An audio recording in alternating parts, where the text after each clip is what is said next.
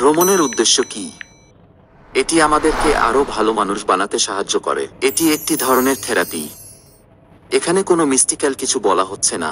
আমরা সবাই একভাবে বা অন্যভাবে অন্তর্দৃষ্টি যাত্রা নামে কিছুতে আছি। বাহ্যিক যাত্রা আমাদেরকে অভ্যন্তরীণ যাত্রায় সহায়তা করা উচিত। বিশ্বের প্রতিটি স্থানে কিছু গুণাবলী আছে যা একজন ব্যক্তির ভিতরে কিছু ধরনের উপকারী পরিবর্তনে সহায়ক হতে পারে। আমেরিকার উটাহ মরুভূমির 200 মিলিয়ন বছর পুরনো পাথরগুলি নিয়ে ভাবুন।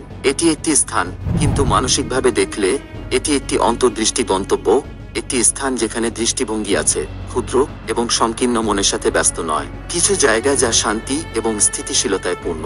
ধর্মগুলি একসময় ভ্রমণকে আমাদের তুলনায় অনেক বেশি গুরুত্ব দিত। তাদের জন্য এটি একটি থেরাপিউটিক কার্যক্রম ছিল। মধ্যযুগে যখন আপনার সাথে কিছু ভুল হতো, আপনাকে একটি তীর্থযাত্রায় যেতে হতো একটি সাধু বা পবিত্র পরিবারের সদস্যের অবশেষে সঙ্গম করতে। যদি আপনার দাঁতের ব্যথা হতো, আপনি রোমে যেতেন, সান লরেঞ্জোর ব্যাসিলিকায়, এবং দাঁতের পৃষ্ঠপোষক সাধু সেন্ট অ্যাপোলোনিয়ার হাতের হাড় স্পর্শ করতেন। যদি আপনি অসুখী বিবাহিত হতেন, আপনি উম্বরিয়ায় যেতেন এবং বিবাহিত সমস্যার পৃষ্ঠপোষক সাধু সেন্ট রিটা অব ক্যাসিয়ার মন্দির স্পর্শ করতেন। অথবা যদি আপনি বজ্রপাত নিয়ে চিন্তিত থাকতেন, আপনাকে জার্মানির বাদ মনস্টারে ফেলে পাঠানো হতো এবং অগ্নি ও বিস্ফোরণের বিরুদ্ধে সাহায্য প্রদানকারী সেন্ট ডোনাটাসের মাথার খুলি স্পর্শ করতেন। আমরা আর যাত্রার ঐশ্বরিক শক্তিতে বিশ্বাস করি না, কিন্তু বিশ্বের কিছু অংশ এখনো আমাদের ক্ষতিগ্রস্ত অংশগুলি পরিবর্তন এবং মেরামত করার ক্ষমতা রাখে।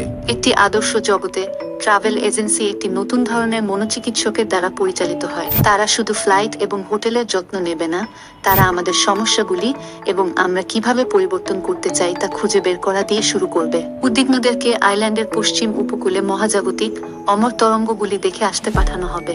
যারা একটু বেশি প্রসিদ্ধ এবং বিখ্যাত হতে চান, তাদের ডেট্রয়েটের ধ্বংসাবশেষ দেখে আসতে বলা হবে। যারা তাদের শরীরের সাথে সম্পর্কহীন, তাদের ব্রাজিলের বাহিজার পোর্তো সেগুলোতে ভ্রমণের সুপারিশ করা হবে।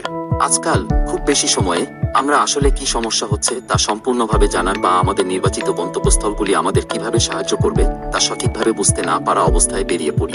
আমাদের আরো সচেতন ভ্রমণকারী হতে হবে, গুণাবলীর অনুসন্ধানে, সুস্পষ্ট অনুসন্ধানে যা স্থানের সাথে সম্পর্কিত, যেমন শান্তি বা দৃষ্টিভঙ্গি, সংবেদনশীলতা বা কঠোরতা। আমাদের ভ্রমণ পিপাসুদের অনুসরণ করা উচিত, যেখানে আমরা আমাদের চরিত্রকে উন্নত করতে চেষ্টা করি। আমরা যেখানে গিয়েছি সেই স্থানগুলির দ্বারা প্রদত্ত সুপারিশ অনুযায়ী আমাদের ভ্রমণ সম্পর্কে আরো উচ্চাকাঙ্ক্ষী হতে পুনরায় শিখতে হবে। এটি আমাদের আরো ভালো সংস্করণে পরিণত করতে সহায়তা করার একটি উপায় হিসেবে।